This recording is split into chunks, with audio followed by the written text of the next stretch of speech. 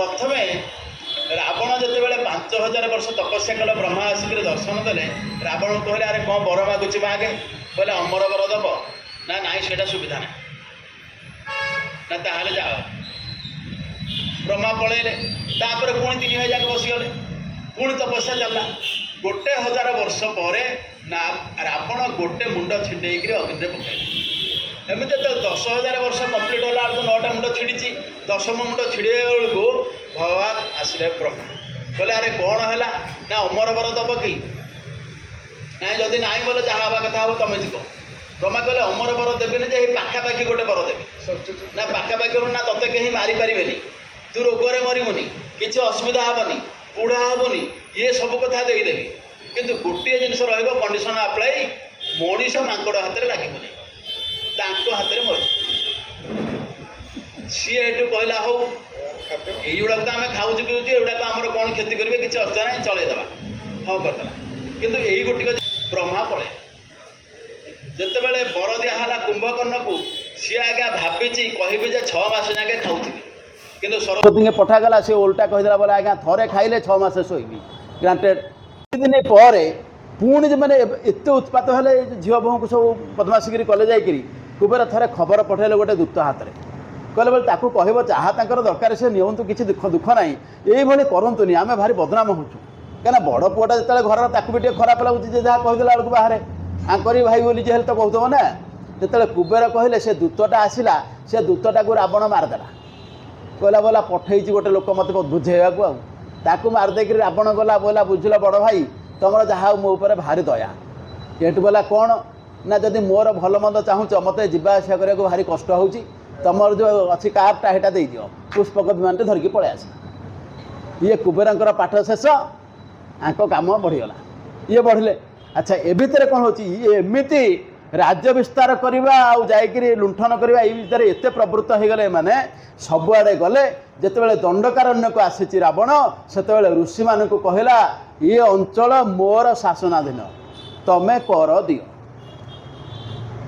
जितेबाला कर मागिला ऋषि मैंने कहले कि आमर तो किसी ना कौपुनी खंड व्यक्त तू कहू कर दियो आमर घर ना द्वार ना कौन भंगा कुड़िया खंडे खंडे कर तू कहू आम कौट दब आमर तो किसी ना यहाँ पूरा जिजिया कर भाया होगा जितेबाला से कहले ना यहाँ दे हेनी से कहला ना दबा को पड़ो दबा को पड़ो कौन ना छाती चिरिकी रक्त टिके टिके दियो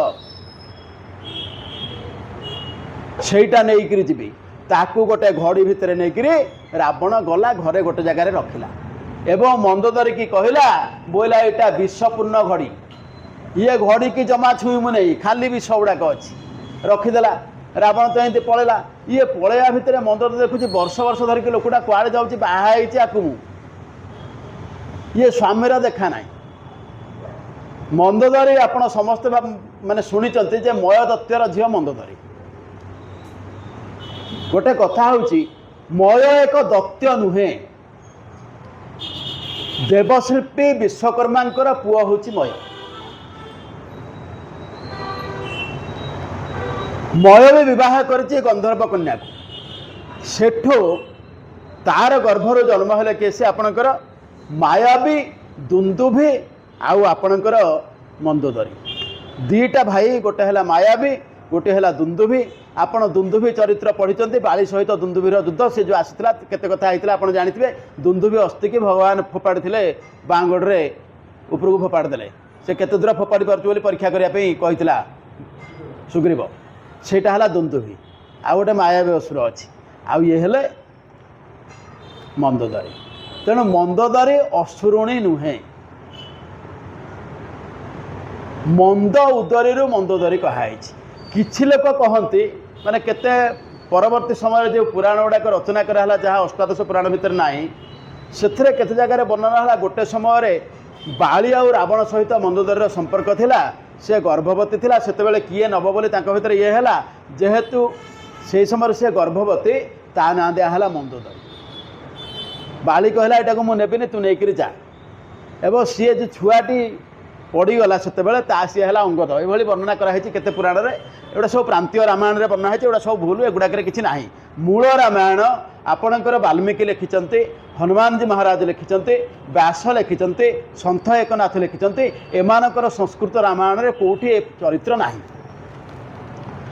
छाड़ू से आलोचना करवानी मंदोदरी जो देखला स्वामी आसुनी कुआड़े बुलूची सी दिने कौन कर घड़ी थी जिनस पीदेला सी गर्भवती हो गले जिते गर्भवती मंदोदरी हो गले ताकू डर लगुच रावण जदि फेरिकी आसो ये समय भितर देखिब ताले मत मार मु तो नी तू गर्भवती केमती हेलु सुजोग एमती थिला जे रावण तार एमती माने विस्तार बादी नीति एत बढ़ी जाइथिला से घर को आसुनथला जुआड़े जाउथला बुलथला नुआ नुआ राज्य जिणुथला नुआ नुआ झील को धरिक रहउथला ये सब चलीथिला सेठी रावण न आसिया भितर ये झीटी जन्म है यही झीटी जो जन्म है ये होचंती जगत जननी माँ सीता बोलिए जगत जननी जानकी महाराणी की यही झीटी की नहीं मंदोदरी सेठी माटी तले रखिले एवं से समय संजोगवस्त ये जाइछंती भूमिकर्षण करेंगे यज्ञ करेंगे से पाइले जिते से सिंधुकटी से मंजूषाटी ताकू खोलिकी आणले जेहेतु यही भाव में जन्म होती माँ सीता को से रखिले तेणु ये किए जानू कि न जानू मंदोदरी जानी सीता मो झी रावण जानी सीता मो झी कहबी आपणकर जितेबाला चली युद्ध प्रथम कथा हूँ रावणर गोटे बही अच्छी जदि आपण मैंने कहीं देखिए रावण संहिता गोटे बही रावण लिखी रावण भी गोटे रामायण लिखी छोटियाटे 4टी कांड विशिष्ट तेणु सी आपणकर से जो रावण संहिता बहीटी तार प्रथम भाग हूँ ज्योतिष द्वितीय भाग तंत्र तृतीय भाग हूँ आयुर्वेद आपणकर ज्योतिष विद्यार रावण ठू कहीं बड़ पंडित नथिले कौन विद्यार कहीं नुह एमती कौन विद्या ना जहाँ रावण को जना ना तेणु रावण निजर ज्योतिष विद्या बल हो कि तार दिव्यत्व बल हो सब खबर ता पाखे पहुँची बोली ही से राम को चैलेंज करथिला नहले चैलेंज करना युद्ध करी सी जानी मु हारी मरबी किंतु युद्ध रू हरी कि समस्त के पठे देछि एवं जितेबाला आपण को कहूँ केमिति एक कथा जना पड़ला ना जिते शेष युद्ध जो दिन राम रावणकर कहीं नहांती समस्त सफा मंदोदरी की कहला मंदोदरी तमें मत बेश करनी आज मंदोदरी कहला कहीं बेश करी आ कौन अच्छी कि जदि मोर गोटे भी पुओ था मु खुशी होता जे आपण रहतु आपण युद्ध को जातुनी मो पुओटा हेले बंचीज आउ तो कहीं ना सबू सरला आपण आज युद्ध में जिणिले जहाँ हारे से मोर आउ किसी फरक ना सबू सरीगला ना तमें आज जाए मत सब बेले मना कर रामचंद्र परम ब्रह्म विष्णु जाओनी पद पताल शेष अजधामा अंग अंग प्रति लोक विश्रामा श्री राम जय राम जय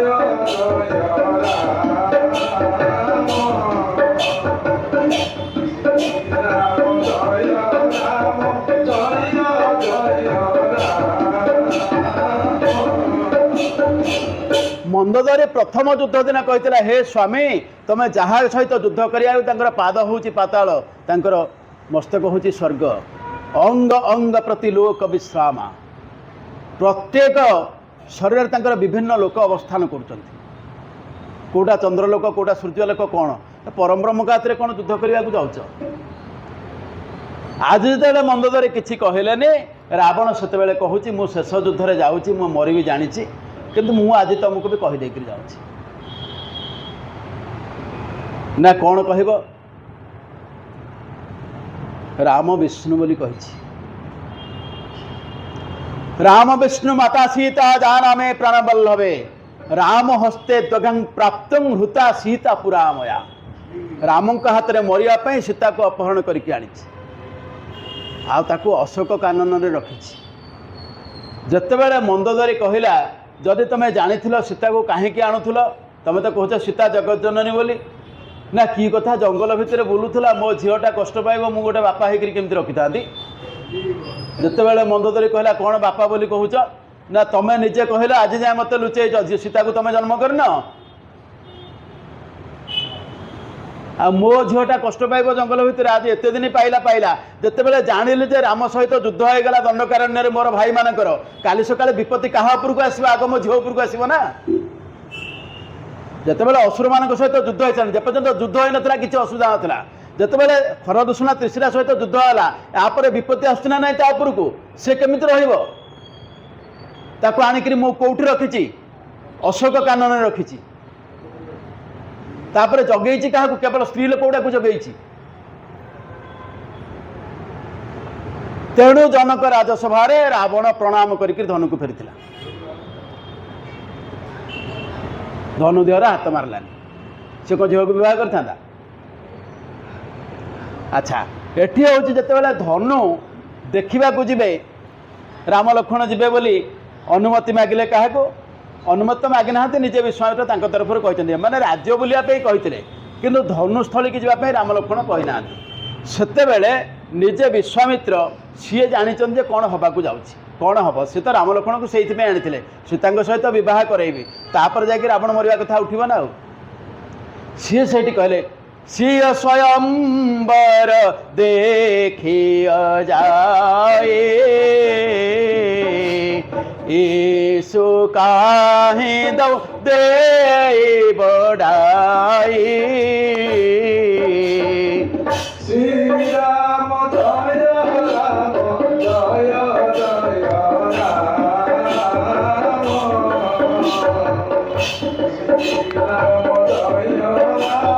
राम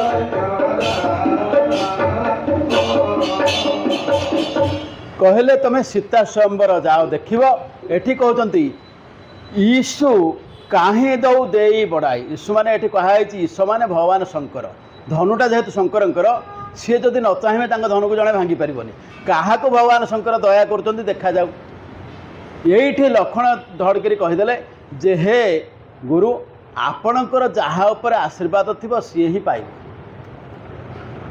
अच्छा गुरु बोली कहते अच्छा ये दी जन आशीर्वाद अच्छी ना नहीं निश्चय रही तेणु मैंने गले आपणकर धनुभग्न है जेहेतु झील कही सारी मुझे भितर पशुनी जिते धनु भंगा सरला सब सरला बाहाघर कले आप जानते परशुराम आसते भेटाभेटी होती एत कथा जिते बड़े बाहाघर सरला जनक पठेले से समय जनक कौन कले गोटे कथा कहते से कथा हूँ जे कन्यादान कहीं जनक करथिले कन्यादान ये करथिले बहुत लोग बेले बेले भावती जे कन्यादान किसी लोग भावती मोर कन्या अच्छी पुओ ना यहाँ भल जिनस नुह ये सब बहुत जिनस अच्छी किंतु कथा हूँ ता नुह कथा हूँ जनक से जो कन्याटी दान कर रामचंद्र को कन्या कनक संपन्ना कनक भरण जुता दास्यामे विष्णवे तुभ्यं ब्रह्मलोक जिगीषया विश्वंभरा परादेवा साक्षिणं सर्वदेवता इमं कन्या प्रदास्यामि पितॄणां तरणाय च कहले हे राम मु जानी आपण विष्णु दास्यामि विष्णवे तुभ्यं सीधा कहते जे मु विष्णु हाथ में मोर कन्या को समर्पण करुच्ची मोर कन्या कनक संपन्ना कनकाभरण जुता मो झील स्वाभाविक भाव में स्वर्णवर्णा से निजे सुना भली एवं ताकू कनक मु सुनार आभूषण करैछि ताकू तम हाथ में हे विष्णु तम हाथ में अर्पण करुच्ची ब्रह्मलोक जिगीषया मु ब्रह्मलोक प्राप्त हेबी कन्यादान एतिकी पुण्य माने निजे दशरथ जनक कहते मु ब्रह्मलोक प्राप्त होइजिबी आहुरी कौन हम ना विश्वंभरा परादेवा साक्षिणं सर्वदेवता विश्वंभर साक्षी अच्छा माने परम ब्रह्म साक्षी अच्छा सबु देवता माने देखुं आकाश में ब्रह्मा विष्णु महेश्वर फूल पकाउले देखी समस्ते मुझे दौची इमां कन्यां प्रदास्यामि पितॄणां तारणाय च ये कन्या प्रदान करुच्ची मोर सबु पुत्र पुरुष मुक्त होइजिबे जेतेबेले ये कथा सी कहले रामचंद्र ग्रहण कले आसचंती बाहार सरला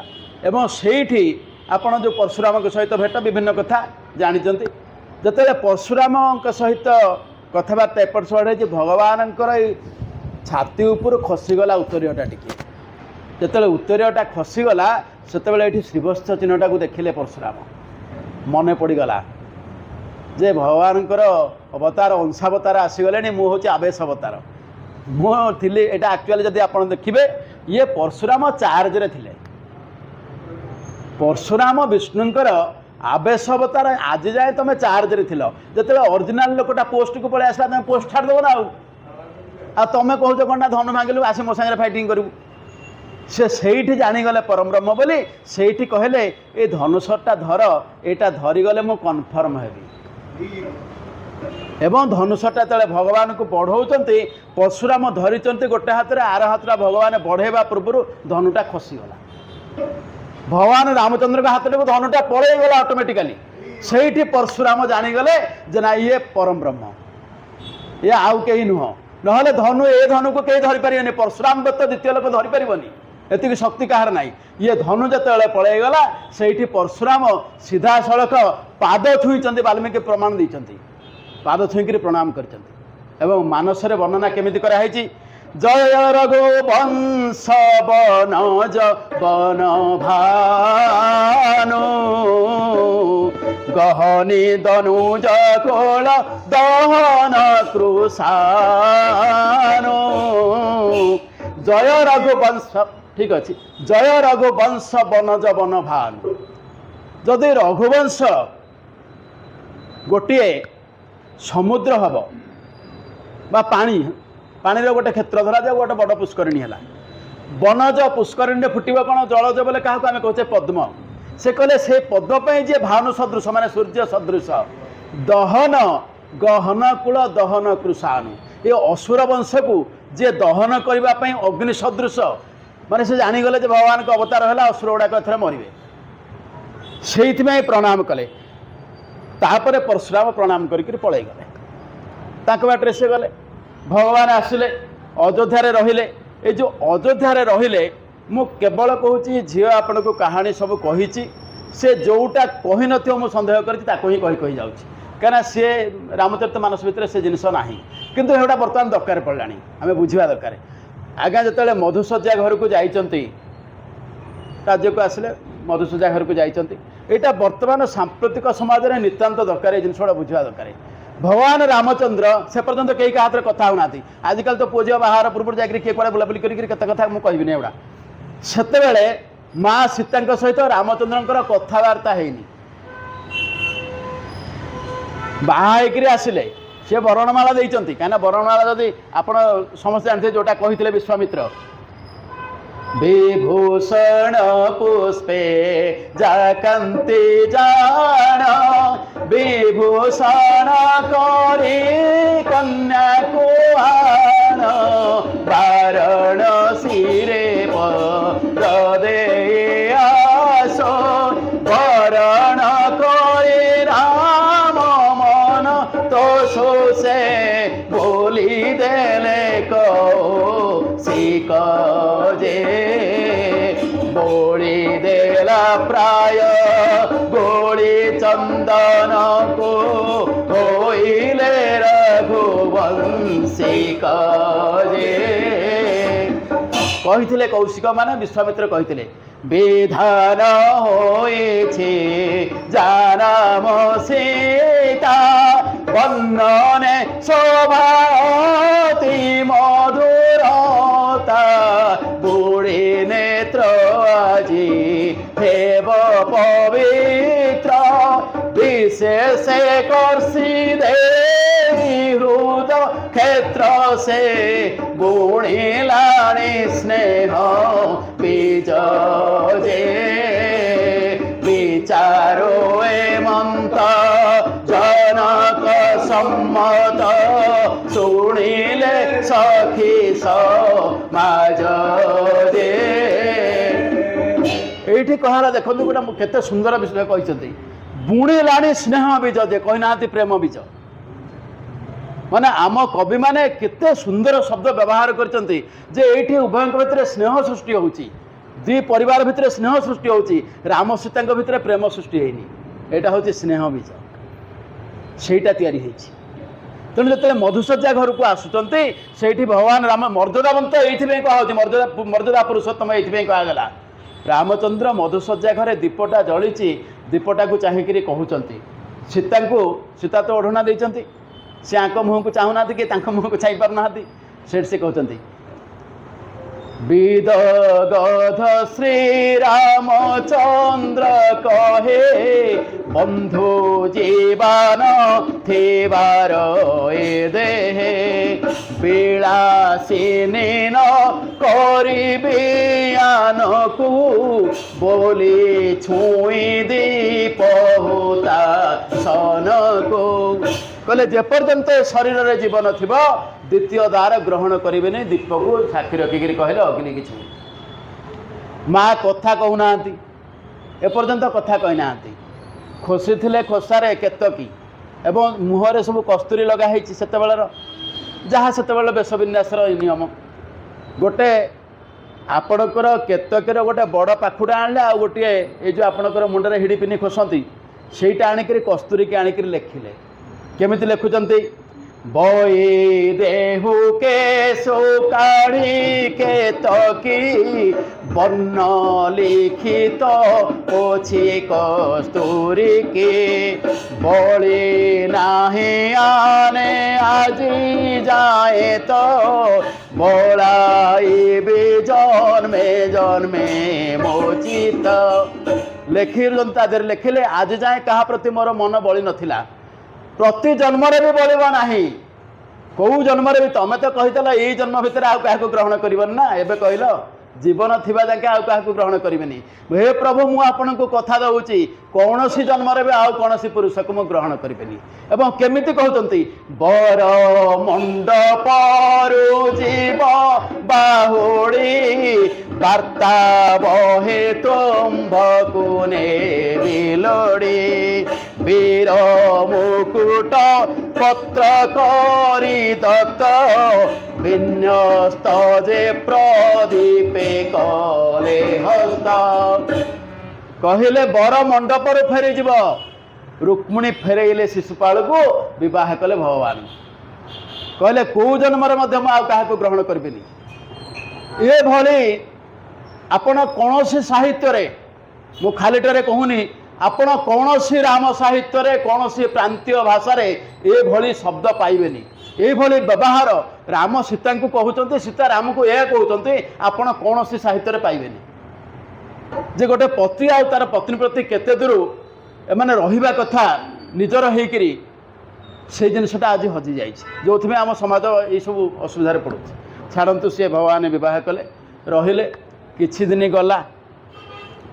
दिन गला परे बर्तमान समय हम जे आपणकर राम को रजा करा राम को रजा करा केमिति ना निजे दशरथ चिंता करुचंते कौन करी केमिति रजा करी गुरु पाखु गले वशिष्ठ को कहले मो पुआ तो सब दृष्टि धुरंधर बयस होगला आ मु भी बयस है बुढ़ा है एटा आपन तो से झील कही से एमती मुंड कुंडौला दर्पण देखले बाल किसी पाचिगलानी कान पाखे भाविले मु वृद्ध होगली तेणु ये राज्य छाड़देवी पुआ को देवी जाकर वशिष्ठ को कहले गुरु आपन अनुमति देले पुआ को मु युवराज करी वशिष्ठ कहले ठीक अच्छे गोटे काम करवा आम राजसभा बसिक आलोचना करवा बहुत मंत्री अच्छा अन्य माने भी अच्छा समस्त मतामत नहीं गोटे ठीक करवा एमती कहीं कथा होती ना वशिष्ठ जानते रामचंद्र रजा हबार ना तेणु कहले समस्त पचार कथबार्ता हो रजा करवा ना तापर तो गोटे समय दरकार ना नहीं एमती कहीदे जिते कहीदे ठीक अच्छे गोटे डेट फिक्स है सभा बसला जिते सभा बसला से सभा समस्ते बसते बसी वशिष्ठ जड़ी विश्वामित्र कश्यप सुमंत्र घेनी बोले दशरथ मोर मनरथ मंडाई विराज धानी वीर वृंद रे इंद्र ବସୁନୂପ ପଦେ ରାମଚନ୍ଦ୍ର ବୀର ବୃନ୍ଦରେ ଇନ୍ଦ୍ର। କହିଲେ ବଶିଷ୍ଠ, ବଶିଷ୍ଠ ଜାୱାଳି ବିଶ୍ୱାମିତ୍ର କଶ୍ୟପ ସୁମନ୍ତ୍ର ଘେନି ବୋଲେ ଦଶରଥ ମୋର ମନରଥ ମଣ୍ଡାଇବି ରାଜଧାନୀ। ରାଜଧାନୀଟାକୁ ସଜାଡ଼ିବି କୋଉଥିପାଇଁ ନା ବୀର ବୃନ୍ଦରେ ଇନ୍ଦ୍ର ବସୁ ନୃପ ପଦେ ରାମଚନ୍ଦ୍ର। ମୋ ପୁଅକୁ ମୁଁ ରଜା କରିବି। ଆପଣମାନଙ୍କର ମତାମତ କ'ଣ ପଚାରୁଛନ୍ତି ଏବଂ ତାପରେ କହୁଛନ୍ତି କାହିଁକି ରଜା କରିବି ତାର କାରଣ ବି କହିବେ ନା। କାହିଁକିନା ଯଦି କିଏ କହିଦେବ ଆରେ ତମ ପୁଅକୁ ତ 25 ବର୍ଷ ବି ହେଇନି କ'ଣ ତୁମେ ରଜା କରିଦେବ କହିଲଣି। କାହିଁକିନା ତ୍ରେତୟା ଯୁଗରେ ଲାଇଫ୍ ସ୍ପାନ୍ଟା ବହୁତ ବଡ଼ ଥିଲା, ପାଖାପାଖି 30,000 ବର୍ଷ ପରେ ବଞ୍ଚୁଥିଲେ ଲୋକ। ତେଣୁ ତୁମେ ଏଇ 25 ବର୍ଷର ଟୋକା କ'ଣ ରଜା କରିବ। ଅନ୍ୟମାନେ ବୟସ୍କ ଲୋକ କିଛି ପରାମର୍ଶ ଦେବେ ଏବଂ ସେଇଥିପାଇଁ କହୁଛନ୍ତି ନିଜେ ଦଶରଥ କହୁଛନ୍ତି ବ୍ରହ୍ମା ସର୍ଜନାରେ ବ୍ରହ୍ମାଣ୍ଡ ମଧ୍ୟରେ ନାହିଁ ମୋତନୟ ସରି ବାମେ ବାମ ଦେବ ଧନକୁ ଭାଙ୍ଗିଲା ବାମେ ଭୃଗୁପତି ହାରି ପଶୁପତି ସମସ୍ତ ପଶୁ ସେବିବେ ସେବକ ମତ ପଶୁପତି ସମସ୍ତ। କହିଲା ଏ ବ୍ରହ୍ମା ସର୍ଜନା ଯେତିକି କରିଛନ୍ତି ବ୍ରହ୍ମାଣ୍ଡ କୋଉଠି ମୋ ପୁଅ ଭଳିଆ ପୁଅଟେ ନାହିଁ। ବାମେ ବାମଦେବ ଧନୁକୁ ଭାଙ୍ଗିଲା, ବାଁ ହାତରେ ଭଗବାନ ଶଙ୍କରଙ୍କର ଧନୁ ସେ ଭାଙ୍ଗିଛି। ବାଁ ହାତରେ ଧରିଲେ ଡାହାଣ ହାତରେ ସୂତାଟା ଗୁଡ଼େଇଥାନ୍ତେ, ଇଏ ତ ଧନୁଟା ଧରିକିରି ଏମିତି ସୂତାଟାକୁ ଉଠେଇଲା ବେଳକୁ ଧନୁଟା ଭାଙ୍ଗିଗଲା, କିଏ କ'ଣ କରିବ। ତେଣୁ ଧନୁଟାକୁ ଡାହାଣ ହାତ ଛୁଇଁବା ଦରକାର ପଡ଼ିନି।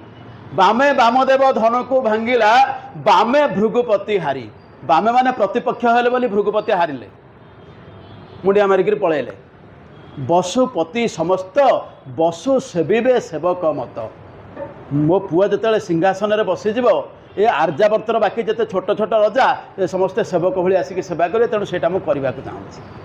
ଯେତେବେଳେ ଏ କଥା ସିଏ କହିଲେ ସେତେବେଳେ ସୁମନ୍ତ୍ର ସିନିୟର ମୋଷ୍ଟ ଲୋକ ସେଇ ଇଏରେ, ସେ ଦଶରଥଙ୍କ ବାପାଙ୍କ ଅମଳରୁ ଅଛନ୍ତି। ସିଏ ହେଉଛନ୍ତି ଆପଣଙ୍କର ସାରଥୀ ଏବଂ ମନ୍ତ୍ରୀ, ଦୁଇଟା ଯାକ ପୋଷ୍ଟରେ ଅଛନ୍ତି।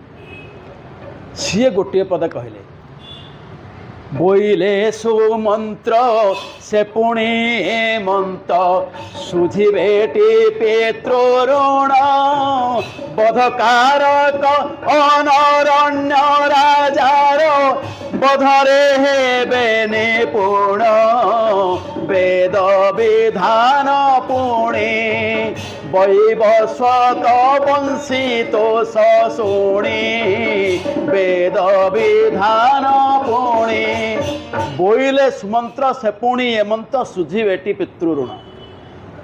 ଆପଣଙ୍କର ଦଶରଥଙ୍କ ପୂର୍ବପୁରୁଷ ହେଉଛନ୍ତି ଅନରଣ୍ୟ ମହାରାଜ। ଅନରଣ୍ୟ ଥରେ ତର୍ପଣ କରିବାକୁ ବସିଛନ୍ତି, ତର୍ପଣ କରୁଛନ୍ତି। ଚାଉଳ ରାଶି ସବୁ ପକାଇକି ତର୍ପଣ କରା ହୁଏ, ଆପଣମାନେ କରିଥିବେ ଜାଣିଥିବେ। ଇଏ ତର୍ପଣ କଲାବେଳେ କିଛି ପ୍ରଜା ଆସିକରି କହିଲେ ବୋଲେ ମହାରାଜ ସେ ବାଘ କେତେଟା ଆମର ସେ ଜଙ୍ଗଲରେ ଉତ୍ପାତ ହୋଇକରି ସମସ୍ତଙ୍କୁ ମାରି ହାଣିକରି ଖାଇଗଲେଣି। ସେ ଚାଉଳ ମୁଠାଟେ ଧରିଲେ ଫୋପାଡ଼ି ଦେଲେ। ଏ ପଚାରିଲେ କ'ଣ ନା ଏ ବାଘ ମରିଗଲେଣି ଯେ ଦେଖିବ। ଆଜ୍ଞା ସତରେ ଯାଇକରି ଯେତେବେଳେ ଦେଖିଲେ ସେ ବାଘ ସବୁ ମରିଛନ୍ତି, ସେ ସବୁ ଶରବିଦ୍ଧ ହେଇଛି। ସେହି ସମୟକୁ ଅନରଣ୍ୟ ରାଜା ପାଖକୁ ଆସିଛି ରାବଣ। କ'ଣ ପାଇଁ ନା ଇଏ ଅନରଣ୍ୟଟାକୁ ଯଦି ମାରିଦେବି ୟାର ପିଲା ଛୁଆ ନ ହେବେ ଇଏ ରଘୁବଂଶରେ ଆମ ଆସିବ କେଉଁଠୁ, ତାକୁ ମାରିବା ପାଇଁ ଆସିଛି। କିନ୍ତୁ ସେତିକିରେ ରାବଣ ଛାନିଆ ହେଇକରି ପଳେଇଲା। ବୋଲେ ଆରେ ଚାଉଳ ମୁଠାଟେ ଯେଉଁ ଲୋକ ଫୋପାଡ଼ି ଦେଲା ଯେ ସିଏ ଅସ୍ତ୍ର ହେଇକରି ପହଞ୍ଚିଲାଣି, ସିଏ ଲୋକ ହାତରେ ମୁଁ କି ଯୁଦ୍ଧ କରିବି। ସିଏ ଆଜ୍ଞା ପଳେଇଗଲା ସେତିକିରେ। ସେଇଟା ବାକି ଅଛି, କିନ୍ତୁ ସେ ଅନରଣ୍ୟ ରାଜାଙ୍କୁ ଛଦ୍ମରେ ପରେ ମାରିଲା। ତେଣୁ ଆଜି ସୁମନ୍ତ୍ର କହୁଛନ୍ତି ଯେ ସେ ପିତୃଋଣ ଅଛି ସୁଝିବେ, ସେଥିପାଇଁ ସେ ମାରିବେ ତାକୁ। କାହାକୁ? ରାବଣକୁ ମାରିବେ। ଏଇଟା ହେଉଛି ବେଦ ବିଧାନ, ଏଇଟା ହେଉଛି ଶାସ୍ତ୍ରର ନିୟମ। ସେଇ ଅନୁସାରେ ସେ ଜନ୍ମ ହୋଇଛନ୍ତି, ସେ ରଜା ହେବା ପାଇଁ ଏଠି ଜନ୍ମ ହୋଇନାହାନ୍ତି। ଇଏ କଥା ଯେତେବେଳେ ସୁମନ୍ତ୍ର କହିଲେ ସମସ୍ତେ କାହିଁକି ବୁଝିବେ ସେ କଥା। ଏଇ ସମୟରେ ପୁଣି ଠିକ୍ ହେଇଗଲା କ'ଣ ଏ କୁହାହେଲା ଭାଇ ଦେଖିବ ଏଠି ପାଞ୍ଚ ଦେଖିବ ଏଠି କେଉଁ ଦିନକୁ ଡେଟ୍ଟା ଫିକ୍ସ କରିବା। ଯେତେବେଳେ କୁହା ହେଇଗଲା ସେତେବେଳକୁ ଦେଖିକିରି ସମସ୍ତେ ପଣ୍ଡିତମାନେ ବସିକରି ଆଲୋଚନା କରୁଛନ୍ତି। ବୁଝିଲେ ଲଗ୍ନ ମଗ୍ନ ଶୁଇ ସୁଝିଲେ ମଙ୍ଗଳ ଦାନରେ ତହିଁ ବୃହସ୍ପତି ରାଶି ଅଷ୍ଟମେ ବିଳସୀ ନୃପତି ହୋଇବେ କେହି ବାମଦେବ ଉତ୍ତର ବକ୍ତା ବଶିଷ୍ଠ ହେବେ ଈଶ୍ୱର, ବାମଦେବ ଉତ୍ତର। ବାମଦେବ ଦେଖିକିରି କହୁଛନ୍ତି, ବୁଝିଲେ ଲଗ୍ନ ମଗ୍ନ ହୋଇ ସେକାଳେ, ମଙ୍ଗଳ ଦାନରେ ତହିଁ। ଆପଣଙ୍କର ସ୍ୱାଭାବିକ ଭାବରେ କୋଷ୍ଠୀରେ ଆପଣଙ୍କର ସ୍ଥାନ, ଯାନ ବାହନ, ଘର ଇଏ ସବୁଗୁଡ଼ାକ ମଙ୍ଗଳଙ୍କ ଦୟାରୁ ମିଳେ। ଭୂମିପୁତ୍ର ସିଏ, ଇଏ ଯେତେବେଳେ ଭୂମିର ଅଧିପତି ହେବେ ନା, ଯଦି ମଙ୍ଗଳ ଭଲରେ ନାହାନ୍ତି ତାହେଲେ ହେବନି। ମଙ୍ଗଳ ସେତେବେଳେ ଅଛନ୍ତି ଦ୍ୱାଦଶରେ ବ୍ୟୟସ୍ଥାନରେ, ତେଣୁ ହେବାର ନାହିଁ। ତାପରେ କହିଲେ ବୃହସ୍ପତି ରାଶି ଅଷ୍ଟମେ ବିଳାସୀ। ବୃହସ୍ପତିଙ୍କର ରାଶି ହେଲା ଆଜ୍ଞା ଧନୁ ରାଶି ଏବଂ ଆପଣଙ୍କର ଆଉ ଗୋଟିଏ ରାଶି ମୀନ ରାଶି। ଧନୁ ରାଶିରେ ବୃହସ୍ପତି ସୁଖରେ ରହନ୍ତି, ତେଣୁ ତାକୁ ଗ୍ରହଣ କରାଯାଇଛି ଏଠି। ମାନେ ଆପଣ ଖାଲି କହିଦେଉଛି, ମାନେ କେଉଁ ଭଳି କବି ଆମର ଭଞ୍ଜ କ'ଣ କରିଦେଇଛନ୍ତି, ଗୋଟେ ପଦରେ କେତେ କଥା ରଖିଛନ୍ତି ମୁଁ ଆପଣଙ୍କୁ ଖାଲି କହୁଛି। ସେଇଠି କହିଲେ ଯେ ବୃହସ୍ପତି ରାଶି ମାନେ ଧନୁ ରାଶିର ଯିଏ ବିଳସୀ, ମାନେ ବୃହସ୍ପତିଙ୍କର ରାଶି ହେଉଛନ୍ତି ବୃହସ୍ପତି ଏବଂ ସେ କ'ଣ ଧନୁ ରାଶିର ଅଧିପତି ସେଇ ବୃହସ୍ପତି। ଅଷ୍ଟମେ ବିଳସେ ତହିଁ। ଧନୁ ରାଶି ଠାରୁ ଯଦି ଆପଣ 8 ଯାଏଁ ଗଣିବେ, ଧନୁ ମକର କୁମ୍ଭ ମୀନ ମେଷ ବୃଷ ମିଥୁନ କର୍କଟ। କର୍କଟ ରାଶିରେ ବର୍ତ୍ତମାନ ବୃହସ୍ପତି ଗୋଚରରେ ଅଛନ୍ତି। ରାମଚନ୍ଦ୍ରଙ୍କର କର୍କଟ ରାଶି। ଶାସ୍ତ୍ର କହିଲା ଜନ୍ମରାସୁ ସୁରାଚାର୍ଯ୍ୟ ରାମ ରାଜା ବନମଗତ। ଜନ୍ମରେ ଯେହେତୁ ବୃହସ୍ପତି ଥିଲେ ରାମଚନ୍ଦ୍ର ବନକୁ ଯାଇଛନ୍ତି, ଏ ଜ୍ୟୋତିଷ ଶାସ୍ତ୍ରର ନିୟମ। ତେଣୁ ସେଇଠି ବାମଦେବ ଯେତେବେଳେ କହିଦେଲେ ଯେ ନୃପତି ହୋଇବେ କେହି, ଇଏ ତ ରଜା ହେବେନି, ଆଉ ଜଣେ କିଏ ରଜା ହେବ। ଆପଣଙ୍କର ବୋଧ ହୁଏ ଓଡ଼ିଆ ଭାଷାରେ ଏଇ ଆଷ୍ଟ୍ରୋଲୋଜିକି ନେଇକରି ଏ କବିତା ରଚନା ଭଞ୍ଜକ ବ୍ୟକ୍ତ କେହି କରିନାହାନ୍ତି। ତାର ବ୍ୟବହାର ଏତେ ସୁନ୍ଦର ବ୍ୟବହାର ଆଉ କେହି ଆଜ୍ଞା କରିନାହାନ୍ତି। ଆପଣଙ୍କୁ ଗୋଟିଏ ଛୋଟିଆ ଉଦାହରଣ ଦେବି, ଯଦିଓ ଆମର ପ୍ରାସଙ୍ଗିକ ନୁହଁ, କିନ୍ତୁ କେବଳ ମାନେ ଆମ କବିକି ଜଣେଇବା ପାଇଁ କହୁଛି ଯେ କେମିତି ଆମେ ଅଯୋଗ୍ୟ ଗୁଡ଼ାକ ତାକୁ ବୁଝି ବି ପାରୁନୁ ଏବେ ପଢ଼ିକିରି।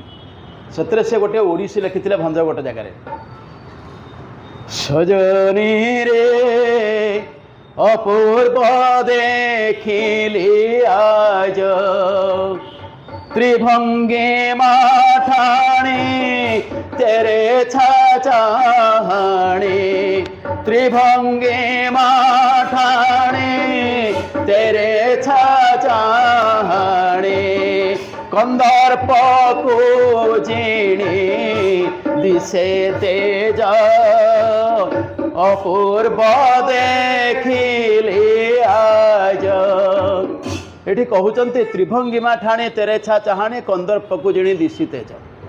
ମୁଁ ଯାଇଥିଲି ଗୋଟେ ଜାଗାକୁ, ଦେଖିଲି ଗୋଟେ ଲୋକକୁ, ରାଧା କହୁଛନ୍ତି ଲଳିତାଙ୍କୁ, ମୁଁ ଦେଖିଲି ଅପୂର୍ବ ଜିନିଷ ଦେଖିଲି। ନା କ'ଣ ଦେଖିଲି ନା ତ୍ରିଭଙ୍ଗିମା ଠାଣି ତେରେଛା ଚାହାଣି, ଏତେ ସବୁବେଳେ ବଙ୍କେଇକିରି ଚାହାନ୍ତି। ପାଦ ପାଣି ବଙ୍କା, ନୟର ବଙ୍କା, ଚାହାଣି ବଙ୍କା, ତା ଅଧର ବଙ୍କା, ସବୁ ତାଙ୍କର ବଙ୍କା, ଇଏ ବଙ୍କେଇକିରି ଚାହିଁଛନ୍ତି। ସେଇଠି ସେ କହୁଛନ୍ତି ଯେ ଏମାନଙ୍କୁ ସମସ୍ତଙ୍କୁ ତାକୁ ଦେଖିଲି, ସିଏ କିନ୍ତୁ କନ୍ଦର୍ପ ଠାରୁ ଆହୁରି ସୁନ୍ଦର ଦେଖାହେଉଛି। ସେଇଠି ସେ କହୁଛନ୍ତି ଦେଖିଲି କେମିତି, ମାନେ କୁଆଡ଼େ ଯାଇଥିଲି ବୋଲି ତ ଦେଖିଲି। ସେଇଠି ସେ କହୁଛନ୍ତି, ଆପଣ ଦେଖନ୍ତୁ କେମିତି ଜ୍ୟୋତିଷ ଶାସ୍ତ୍ରର ବ୍ୟବହାର ଭଞ୍ଜ କରିଛନ୍ତି ଏଇଥିରେ। ଅଗସ୍ତିଙ୍କ ତାତ ଘେନି ଯାଉଥିଲେ ସୂର୍ଯ୍ୟ ସୁତାବନ ପାଶରେ ମିଳିଲେ 11ରେ ବନ ଭରନ୍ତେ ବହନ 11ରେ ବନ ଭରନ୍ତେ ବହନ ଦେଖିଲେ মোহন সেনাগর রাজ অপূর্ব দেখিলে আজ। କହିଲେ ଅଗସ୍ତିଙ୍କ ତାତ ଘେନି ଯାଉଥିଲି। ଅଗସ୍ତିଙ୍କ ବାପାଙ୍କ ନାଁ ହେଉଛି କୁମ୍ଭ ଋଷି, ତାମାନେ କୁମ୍ଭ ଧରିକିରି ଯାଉଥିଲି। ସୂର୍ଯ୍ୟ ସୂତା ବନ ପାଶରେ ମିଳିଲି, ସୂର୍ଯ୍ୟଙ୍କର ଝିଅ ହେଲେ ଯମୁନା, ଯମୁନା ନଦୀ ପାଖରେ ମିଳିଲି। 11ରେ ବନ ଭରନ୍ତେ ବହନ, 11 ମାନେ ଆପଣ ମେଷ ବୃଷ ମିଥୁନ କର୍କଟକିରି ଗଣିଦେଲେ 11 ନମ୍ବର ରାଶି ହେଉଛି କୁମ୍ଭ। ଯେତେବେଳେ କୁମ୍ଭ ଭିତରେ ପାଣିକି ଭରି କଲି, ସେତେବେଳେ କ'ଣ ହେଲା, ଦେଖିଲି ମୋହନ ସେନାଗର ରାଜ। ତାପରେ ଗୋଟିଏ ପଦ, 8 ପାଞ୍ଚ ଧରି କହୁଅଛି ତୋତେ ଚାରି ସୁତ ଭ୍ରାତ ଆଣିଦେବୁ ମତେ ଉପଇନ୍ଦ୍ର ଭଣୀ ମନ ସୂତ୍ରେ ଗୁଣୀ ଉପଇନ୍ଦ୍ର ଭଣୀ ମନ ସୂତ୍ରେ ଗୁଣୀ ରାଧା ବାଣୀ ଶୁଣି ଦୁତି ହେଲେ ସାଜା ଅପୂର୍ବ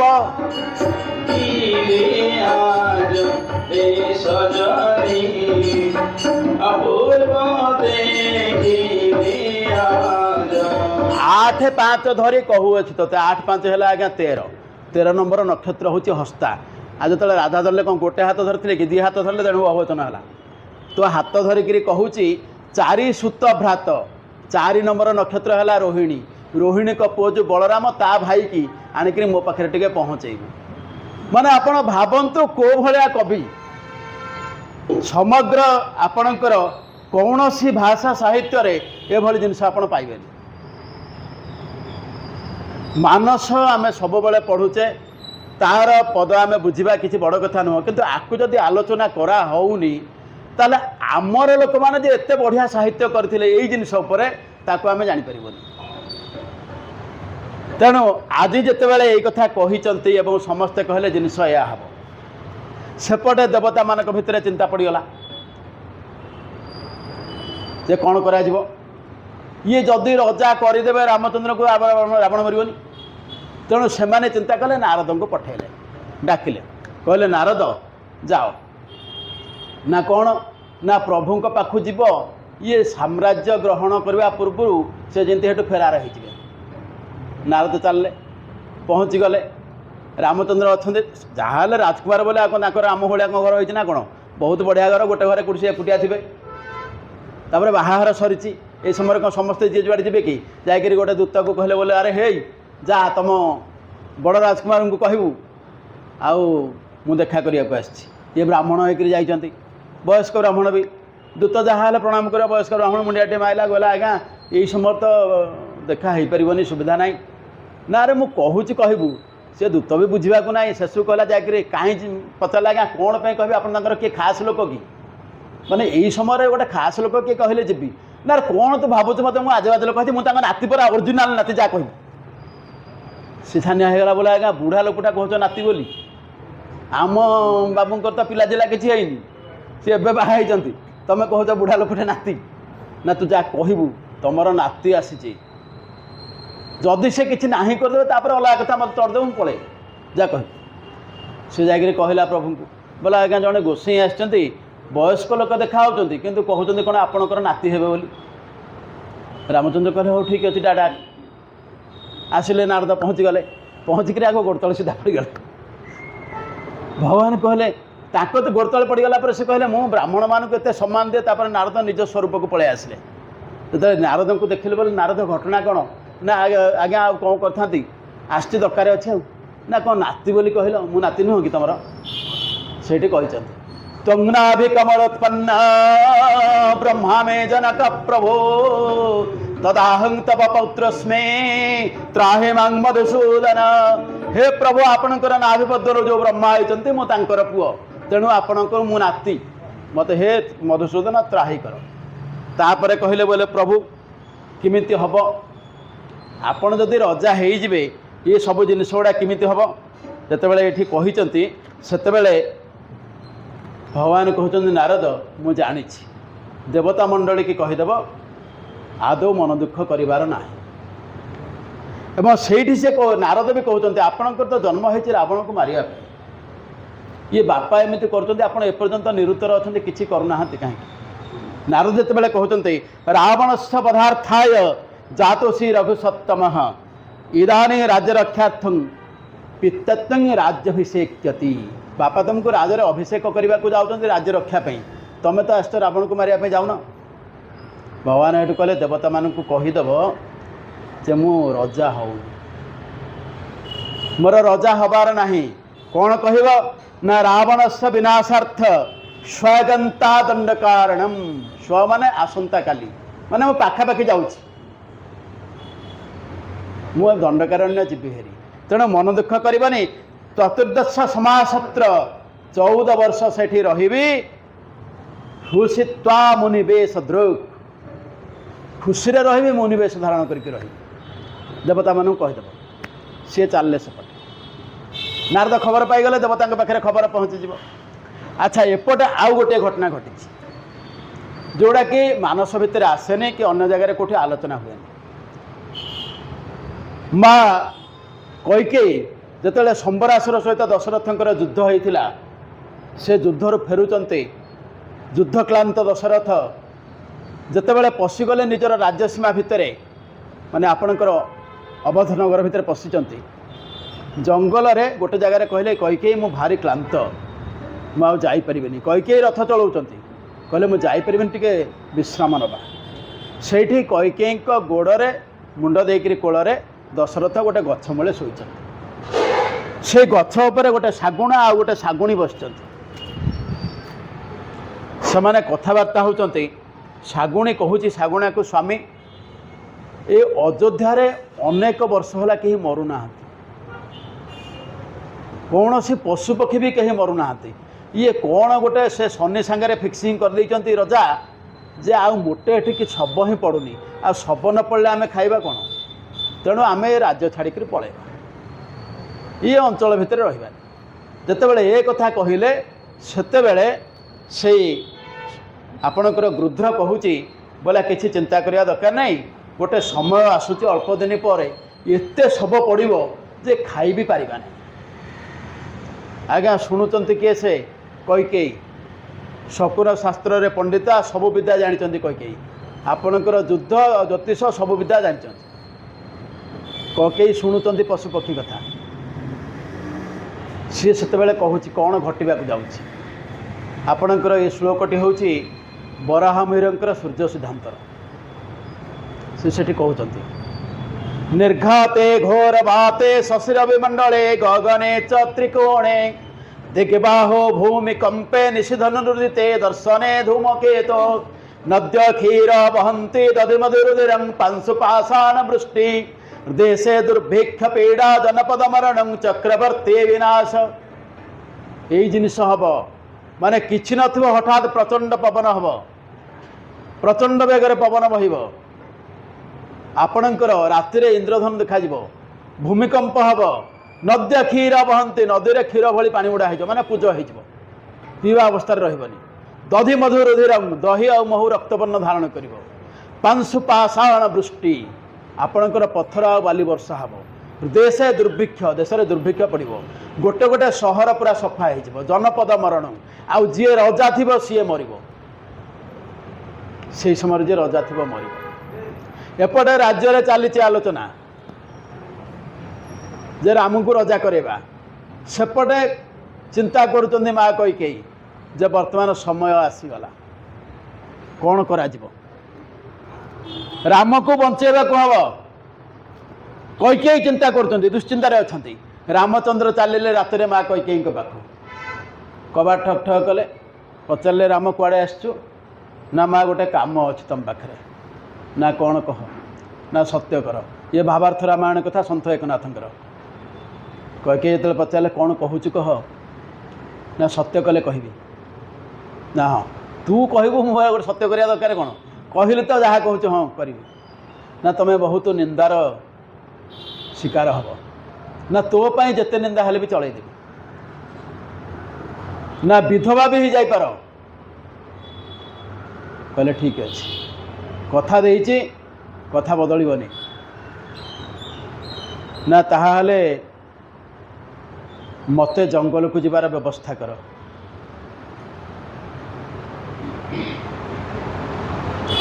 କହିଲେ ହଉ ଠିକ୍ ଅଛି ଯା। ମାନସରେ ବର୍ଣ୍ଣନା ଯେଉଁଭଳି କରାହେଇଛି, ସରସ୍ୱତୀଙ୍କୁ ପଠାଗଲା, ସେ ମନ୍ଥରା ଉପରେ ବସିଲା, ମନ୍ଥରାର ବ୍ରେନ୍ଟାକୁ ୱାଶ୍ କଲା, ତାପରେ ମନ୍ଥରାଙ୍କ ବ୍ରେନ୍ ୱାଶ୍ କଲେ, ଏମିତି ହେଇକରି ପଠା ହେଇଛି। ଦେଖନ୍ତୁ ଆମର ସାହିତ୍ୟ କେତେ ଉପରେ ଅଛି, କେଉଁଭଳି ବର୍ଣ୍ଣନା କରାହେଇଛି। କୈକେୟୀ ଚାଲିଲେ ସୁଦ୍ଧା ରାଜସଭାକୁ। ତା ପରଦିନ ବ୍ୟାକୋ ସେନ୍ଦେ ବରାଭଂ ବରନୟନ ଯୁଗଂ ବିଭ୍ରତି ସ୍ୱର୍ଣ୍ଣବର୍ଣ୍ଣା राजानिका संगत्वा अवदत वचनं कैकेयी सभा मध्ये राजा रामाभिषेको विरमतु नितरं निष्कलंक कुलेस्मिन् भूपुत्री जस्य भार्या सच भवति कथं भूपति रामचंद्र। कहले जे हे राजा व्याकोश इंदी बर आभांग माने प्रस्फुटित पद्म भଳି ଯାହାଙ୍କର मुखमंडल सुंदर एवं स्वर्णवर्ण सुना भଳି जलुचंती सेई कैकेयी राजसभा जाकर राजा पाखरे कहले कौन कहले राजा रामाभिषेकत विरमतु नितरांग हे राजा राम अभिषेक आपण निवृत्त रुहंतु कहीं ना भूपुत्री जस्य भार्या सच भवती कथं भूपति रामचंद्र। भूपुत्री होची कहार रामचंद्र स्त्री होची पृथ्वीर झील से यदि भूपति हो ताले शाशु को विवाह करिवो कि ये निष्कलंक सूर्यवंश कहीं कलंक पुरौच हो पारबनी। ये गला प्रथम कथा।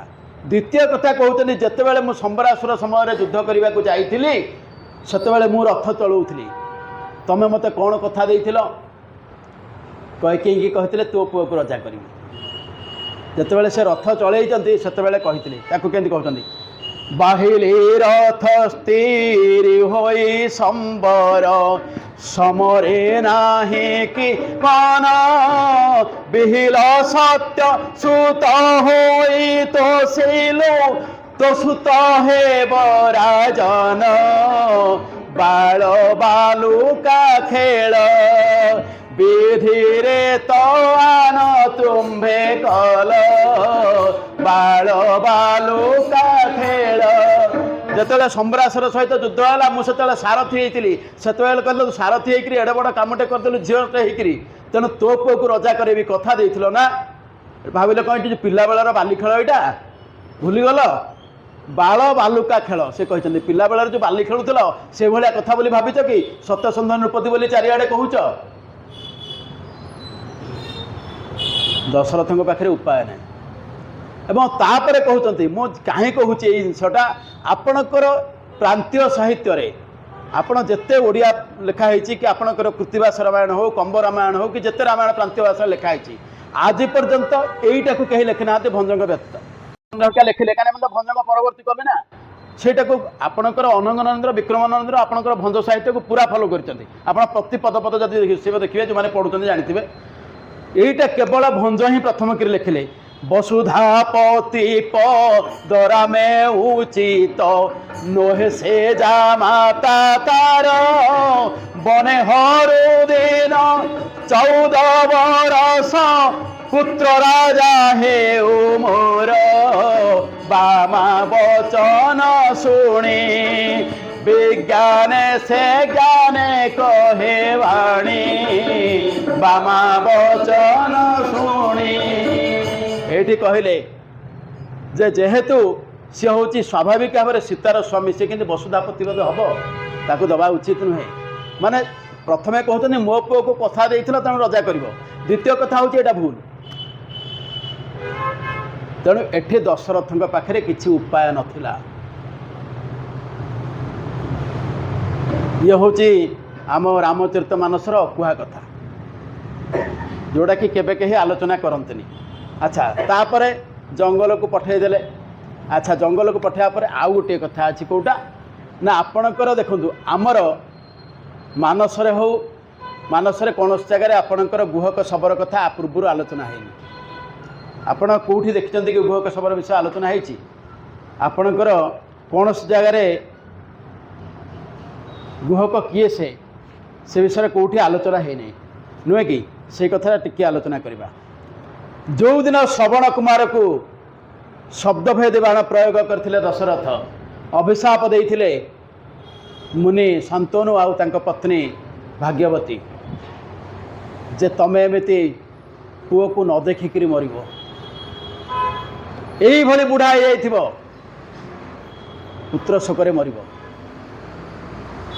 सेतेबेले दशरथ आसिले वशिष्ठ पाखु वशिष्ठ कहले गुरु एमती एमती कथा वशिष्ठ नथिले आश्रम वामदेव थे तांकर शिष्य वामदेव को कहले वामदेव कहले एटा गोटे कथा राम राम 3 थर कहीदे हो राम नाम कहीदे राम जन्म ही ना। वामदेव कहले जो वशिष्ठ संध्या पर आश्रम को फेरिले पचारे बोले अरे बापा आश्रम सब कौन ठीक ठाक अच्छी ବାମଦେବ କହିଲେ ଆଜ୍ଞା ଏମିତି ଏମିତି ଗୋଟେ କଥା ହେଇଥିଲା, ଆଉ ଆସିଥିଲେ ଆଜି ଦଶରଥ, ସେ ବ୍ରହ୍ମହତ୍ୟା କରିଥିଲେ, ଶ୍ରବଣ କୁମାରକୁ ମାରି ଦେଇଥିଲେ, ବ୍ରହ୍ମହତ୍ୟା ପାପ ତାଙ୍କୁ ଗୋଡ଼େଇଥିଲା। ମୁଁ କହିଲି ରାମ ନାମ ଜପ କର। ନା ତତେ କିଏ କହିଲା ମନ୍ତ୍ର ଦେବା ପାଇଁ?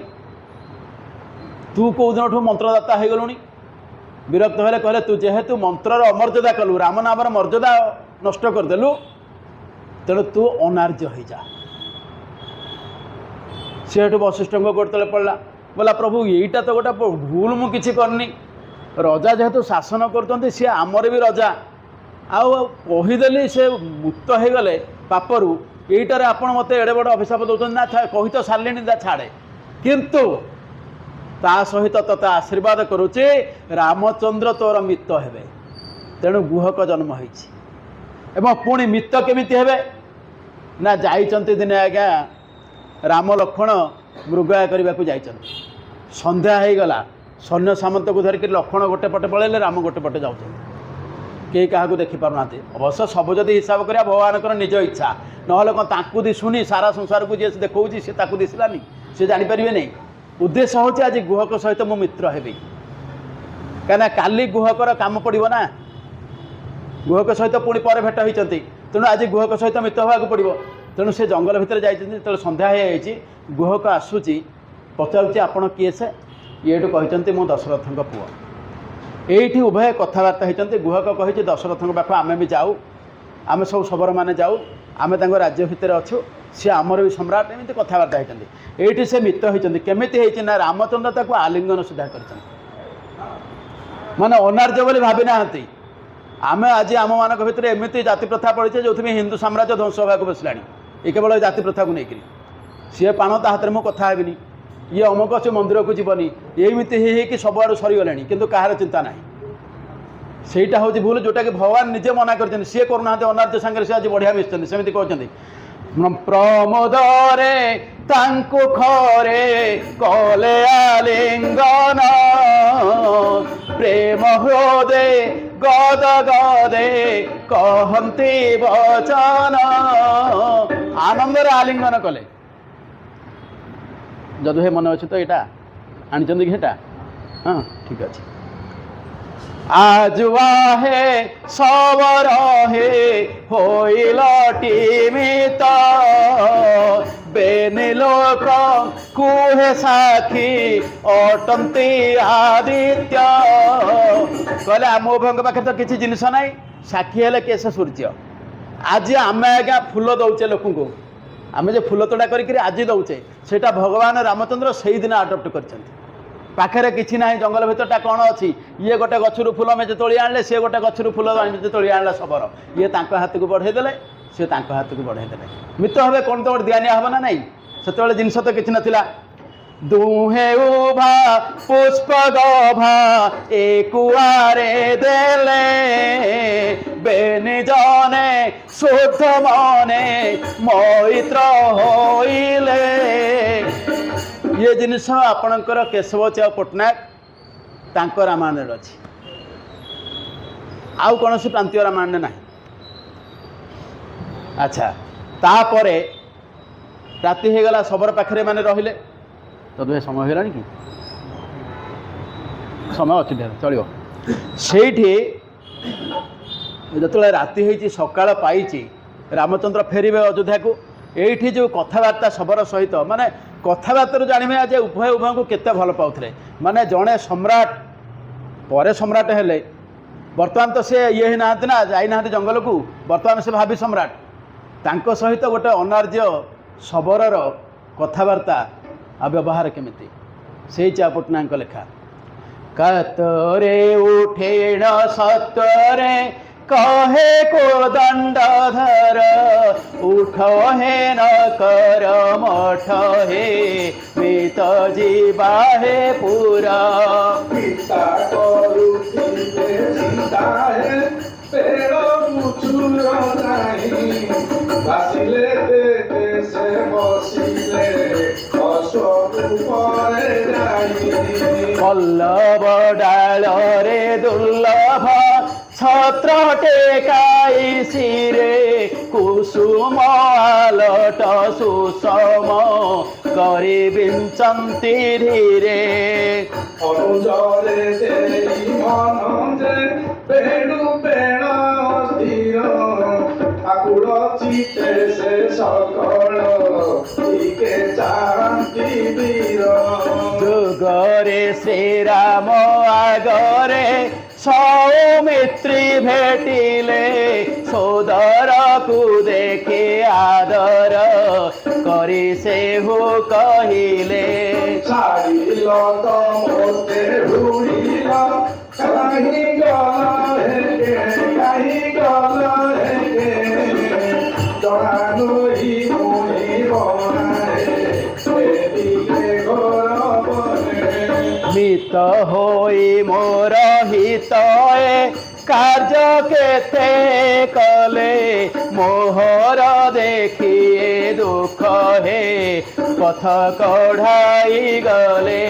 ଚାହିଁଲେ ଲକ୍ଷଣ ଧଇଲେ ସ୍ନେହ କୋଟାରି ପୁଣି ସ୍ନେହ କୋଟାରି ପୁଣି କହିଲେ ବିନଏ ମୋଇଲେ ତାଙ୍କ ମନ ସେ ଜ୍ଞାନୀ।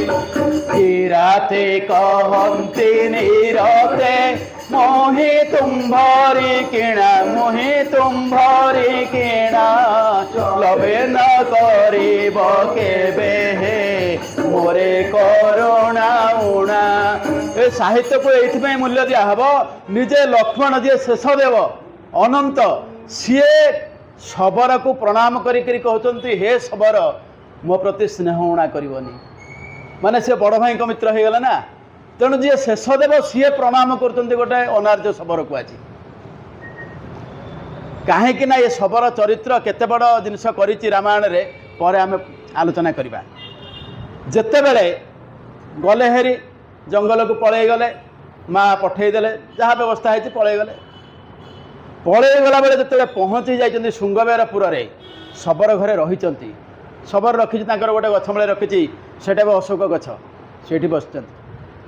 ସେଇ ସମୟରେ ଖବର ପହଞ୍ଚିଲା କାହା ପାଖରେ କୈବର୍ତ୍ତ ଜାଣିଲା ଯେ ପ୍ରଭୁ ଆସିଛନ୍ତି। ଜଗିଛି ଆଜ୍ଞା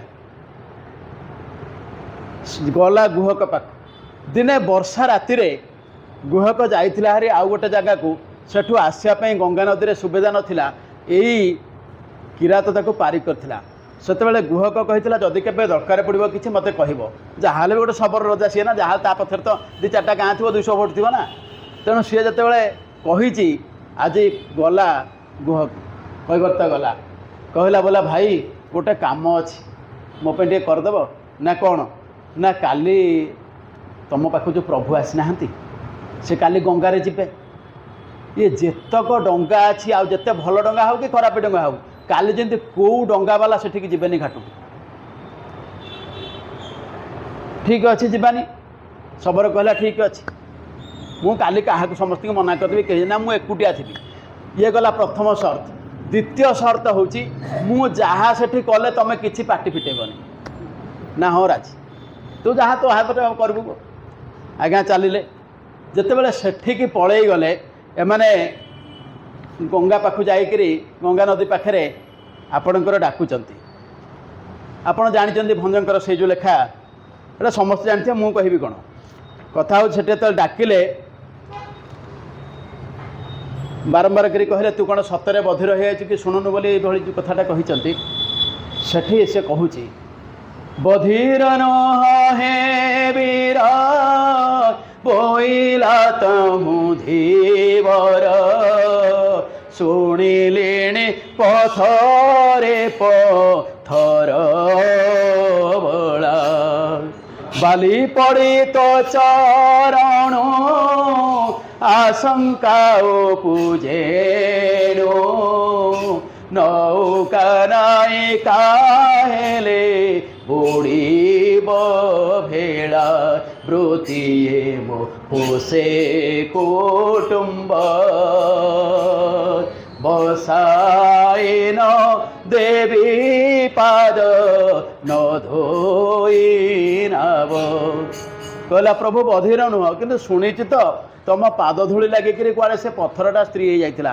ମୋର ଡଙ୍ଗା ଯଦି କାହାର ଅଭିଶାପଗ୍ରସ୍ତ ହେଇଥିବ ଇଏ ସ୍ତ୍ରୀ ପାଲଟିଯିବ। ମୁଁ ଏ ଡଙ୍ଗା ଯୋଗୁଁ ମୋ ପରିବାର ପୋଷୁଛି ତାପର ଖାଇବାକୁ ପାଇବିନି। ତେଣୁ ଆପଣଙ୍କୁ ଗୋଡ଼ ଧୋଇକରି ନେବି। ଯେତେବେଳେ ଗୋଡ଼ ଧୋଇକି ନେବି ବୋଲି କହୁଛି ଭଗବାନ ତାକୁ ଅନୁନୟ ବିନୟ କରୁଛନ୍ତି, ସେତେବେଳେ ମଜା ହେଉଛି ଏ ଗଙ୍ଗା ସେତେବେଳେ ଭାବୁଛନ୍ତି ଇଏ ଯଦି ପରମ ବ୍ରହ୍ମ, ଇଏ କ'ଣ ତାକୁ କହୁଛନ୍ତି ଆମକୁ ପାରି କରିବା, ସାରା ସଂସାରକୁ ପାରି କରିବା ଲୋକ ଇଏ ତାକୁ କହୁଛନ୍ତି ଆମକୁ ଡଙ୍ଗାରେ ଆରପାଟିକୁ ଟିକେ ନେଇ, ଇଏ କ'ଣ ଘଟଣା ଗଙ୍ଗା ଭାବୁଛନ୍ତି। ତାପରେ ସେ ଧରିକିରି ଆସିଲା ଆଜ୍ଞା ତାର ଯେଉଁ ଗୋଟେ କାଠର ପାତ୍ର, ସେମାନେ ସେୟା ହିଁ ବ୍ୟବହାର କରିବେ ଡଙ୍ଗା ଭିତରେ ନା, ସେଇଟାକୁ ଧରିକିରି କାଠୁଆଟାକୁ ଧରିକି ଆସିଲା। ଆଗରୁ ଯେମିତି ଲୁଣ ଫୁଣ ରଖା ହେଉଥିଲା ଘରମାନଙ୍କରେ ସେଇଭଳିଆ ଜିନିଷ ଧରିକି ଆଣିଲା, ପାଦ ଗୁଡ଼ାକୁ ତା ଭିତରେ ବୁଡ଼େଇ ଦେଲା, ଧୁଆ ଧୋଇ କରିଦେଲା। ତାପରେ କହିଲା ବୋଲା ପ୍ରଭୁ ଆପଣ ତ ତଳେ ପାଦ ପକେଇଲେ ହେବନି ନା କାହିଁକି?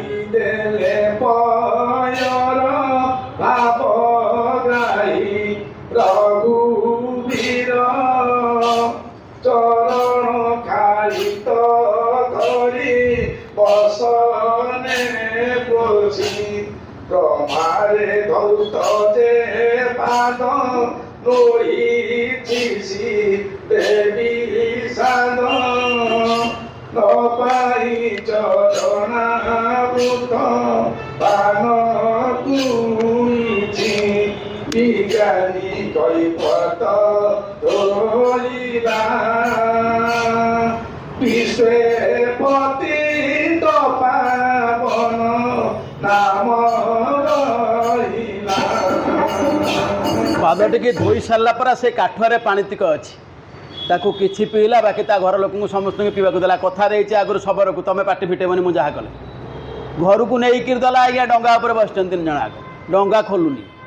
ଜଗିରି ଭାଇ ତା ସାଙ୍ଗରେ ଶବର ବି ଅଛି ନା, ସେ ବି ଜଗିଛି, କେହି କୁଆଡ଼େ ଘୁଚିବାର ନାହିଁ।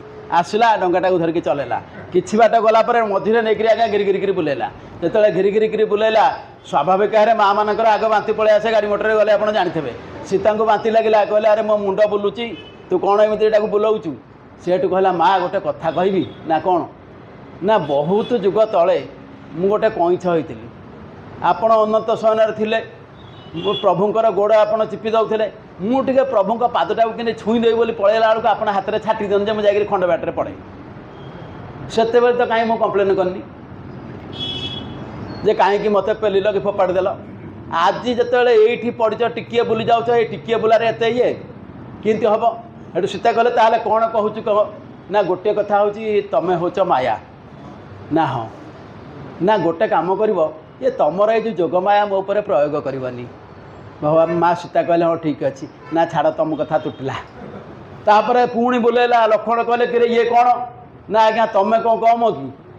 ତାଙ୍କର ସିନା ହାତଟାରେ ଛାଡ଼ୁଥିଲେ, ତମର ଯେଉଁ ଏଡ଼େ ବଡ଼ ଲମ୍ବା ଲାଞ୍ଚ ଫୋପାଡ଼ି ଦେଉଥିଲେ ଯେ କେତେ ବାଟରେ ଯାଇକରି ପଡ଼ୁଥିଲି ତାଳ ନଥିଲା, ମୁଁ ଆସିପାରେନି, ତେଣୁ ତମେ ହେଉଛ ବୈରାଗ୍ୟ ସ୍ୱରୂପ ନା? ନା ହଁ।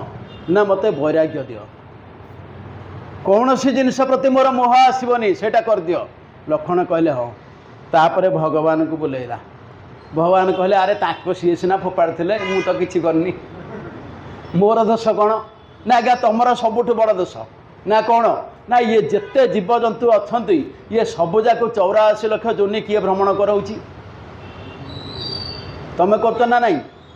ପ୍ରଭୁ କହିଲେ ହଁ, ଏ ସବୁ ତ ମୋରି ସୃଷ୍ଟି, ମୁଁ ସବୁ କରାଉଛି ନା। ସେଇଠି ତାଙ୍କୁ କହିଦେଲା 84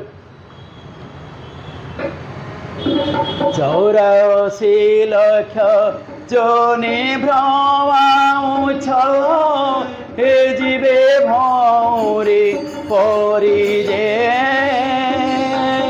নবুঝুছ তিলে জীবর যন্ত্রণা, আজ খেলুছ ভৌরি যে জীব যেবে ছাড়িব, তেবে এ দাসনা চাড়িব যে জীবে যেবে ছাড়িব। କହିଲା 84 ଲକ୍ଷ ଯୋନି ବୁଲଉଛ, ଯେଉଁଦିନ ଜୀବମାନଙ୍କୁ ଏଇଭଳି ବୁଲେଇବନି, ହୀନସ୍ତା କରିବନି, ହଁଟେ କରିଦିଅ, ତାପରେ ଡଙ୍ଗା ଚାଲିବ। ଆଜ୍ଞା ନେଇଗଲା ପାରି କରିକି ଆରପଟକୁ। ଭଗବାନ କହିଲେ ଠିକ୍ ଅଛି, ତୋର କ'ଣ ଦରକାର? ନା ଗୋଟିଏ ଜିନିଷ ଆଜ୍ଞା ଦେବେ, ଆପଣଙ୍କ ପାଦପଦ୍ମରେ ଅଚଳା ଭକ୍ତି, ଆଉ କିଛି ଦରକାର। ଆରପଟକୁ ନେଇଗଲା। ଆରପଟ ନେଇଗଲା ପରେ ଯେତେବେଳେ ଯାଚିଲେ ନେ ମୂଲ ନେ, ତାକୁ ସୀତା ଆଙ୍ଗୁଠିରୁ ମୁଦିଟା ବାହାର କଲେ। ଭଗବାନ ସେତେବେଳେ ପାଖରେ କିଛି ପିନ୍ଧି ନାହାନ୍ତି। ସୀତା ଦେଲେ ଯେତେବେଳେ ଫେରେଇ ଦେଲା, କହିଲା ବୋଲେ ଏଇଟା କ'ଣ ହେବ? ନା ନବୁନି ଏଇଟା? ନା ଏଇଟା ପୁରା ଜାତି ବେପାର, ଏଠି ଗୋଟେ କଥା କ'ଣ? सी कहला सीता पचारे कौन जाति लक्ष्मण रागिगले बोले कौन जाति बेपार ना आज्ञा गोटे ये बारिक जीव क्षीर हाँपाई दुकान को सी जहाँ पाखे क्षीर हम सी क्षीर कर बारिक को सी पैसा दब कि ताकर तुटिज सी आसिक या पाखे क्षीर हम कहीं निज क्षीर हो पार ना सी आसिक या पाखे क्षीर हो बराबर होगा ना नहीं ना होगा ना मुझे ही कथाटा कहूँ तुमको पारी करदेली ना नहीं पारी कर ना ताहले कौन करवा ना सही कथा तुम कहूँ मु तुमको छोटिया डंगाटे पारी कली तमें मत भवसागर पारी कर से कथा केमी कहूँ देखु मीन धरिबारे नाव बाहिबारे सबुथिरे सान मोही मुखी द्रधिबर हे धीबर बर करने भी कहीं पाई जीव जेबे छाड़ी भव बारिधीरे डाकिबी जीव जेबे छाड़ी हे प्रभु जेतेबेले ये जीव छाड़ी मीन धरिबारे नाव वाहिबारे सबुथिरे सान मुही से जमी कहते मु बीपीएल चोर ये सेमती ये कहला आज्ञा मु बीपीएल धीपर टे आपण होचंती हे धी बराबर आपण सारा संसार सबुठ बड़ धीवर अनंत कोटि ब्रह्मांडर मूल आपण कोठू केंदी नेबी आपण भी मोठू मूल मागिबेनी केतेबेले ना देह जेबे छाड़ीबी भव बारिधि तीरे डाकिबी सेतेबेले आपण मते पारी करदेबे भगवान कहले ठीक अच्छी किंतु गोटे कथा कहबी आमर ओडिया कवि जानकी पट्टनायक बापा गोकुलानंद पट्टनायक तांकर जो जानकी वल्लभ विलास लिखुंट से जगह से लेखटा माँ कौशल्या को बापा देते बाहागर समय सीता को बाहागर बेले प्रदान करते किए से ना आपणकर कौशल्या देते कौशल्या पितृ दत्त मोतीमाल को मूल्य विनिमय देले सेनाविक को एवं कहला प्रभु जितेबाला फेरबे नहीं बाटे मु जगिकी बस से आउ थे पारी करदेवी से जाए मु अपेक्षा करिछि अवश्य भगवान से बाटे फेरी ना आकाश मार्ग आसुँच पुष्पक विमान तापर जीवे कौटिक आज्ञा गले भरद्वाज आश्रम को सेठी गंगा कूल शिवलिंग स्थापन करचंती पूजा करचंती गंगा भी बर देते माँ जानकी की सुविधार जाकर पलि आस भरद्वाज आश्रम को जाऊँच यहीटा हो रामचरितमानसर आरंभ यू कहीं भरद्वाज मुनि आश्रम याज्ञवल्क्य जाकर रही जो मकर मसरे से समय याज्ञवल्क्य को पचार ना प्रयागर भरद्वाज आश्रमटा भरद्वाज मुनि बस हे प्रयाग तेन्न हि राम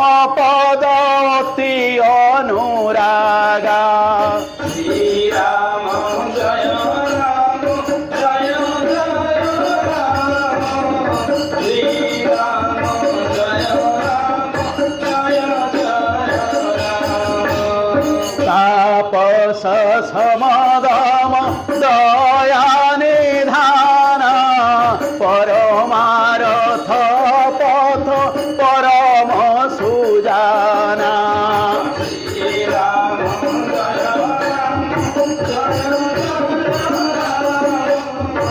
श्री राम माने जे परमार्थ जिनिस सबू जानी से भरद्वाज ये भरद्वाज पूर्व कही भरद्वाज कहानी कही भरद्वाजंकर झी इलाबिला को बह करते विश्रवा तेणु हिसाब कले एमाने कौन रावण हरिका हे नाती तांकरी नाती नातुणी की निस्तार करने प्रभु जाऊँच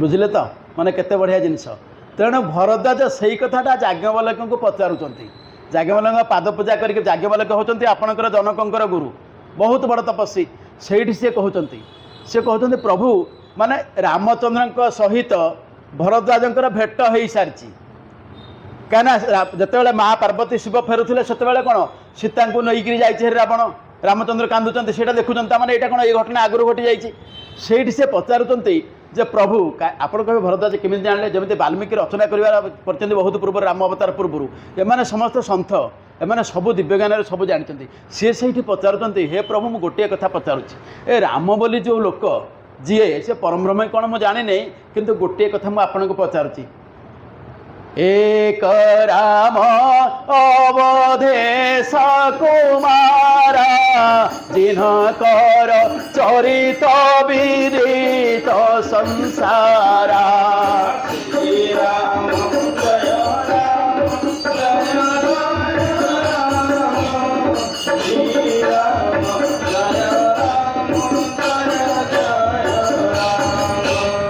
নারী বিরহ দুঃখ লহে ও পারা ভয় রসুর রাবণ মারা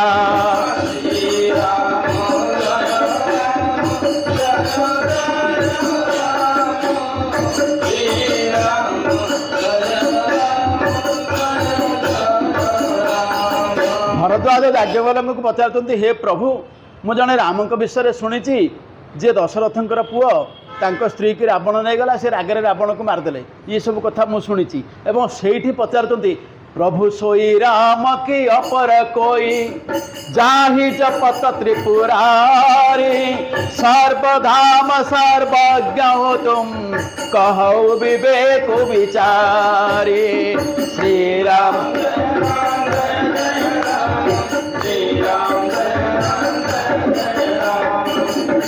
ଏଇଠି କହିଲେ ଯେ ଆପଣ ସବୁକିଛି ଜାଣିଛନ୍ତି ସର୍ବଜ୍ଞ ଆପଣ ମୋତେ କହନ୍ତୁ ସିଏ ରାମ ପରମବ୍ରହ୍ମ ଯାହାଙ୍କୁ ଜପୁଛନ୍ତି ତ୍ରିପୁରାରୀ ସେଇଠି କହୁଛନ୍ତି ଏଇଠୁ ହିଁ ରାମଚରିତମାନସ ଆରମ୍ଭ ହୋଇଛି ନା ସେଇଠି ସେ କହିଛନ୍ତି ଆଏ ଭରଦ୍ୱାଜ ତମର କ'ଣ ଏକୁଟିଆ ସଂଶୟ ହେଉଛି ତମେ ତ ସାଧାରଣ ଋଷି ଜଣେ ମା ଭବାନୀ ଯେ ଜଗଜ୍ଜନନୀ ତାଙ୍କର ପରା ଏଇଆ ହେଇଗଲା রামচরিত শশী কিরণ সমান সন্থ চকোর করই যাহি পানা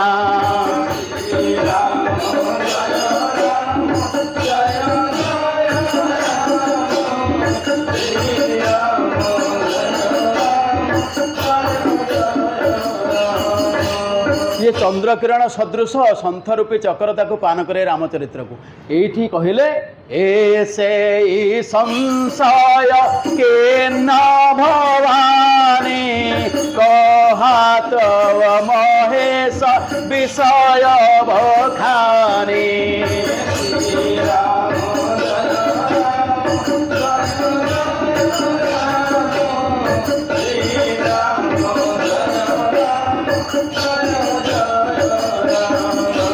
बोलिए सच्चिदानंद भगवान की जगत जननी जानकी महारानी की भातृभक्त भरत महाराज की शत्रुहंता शत्रुघ्न लाल की सर्वलक्षण संपन्न लक्ष्मण लाल की बजरंगबली हनुमान महाराज की हर हर महादेव की आसंता काली भरत मिलन सरजीव किसी असुविधा नहीं।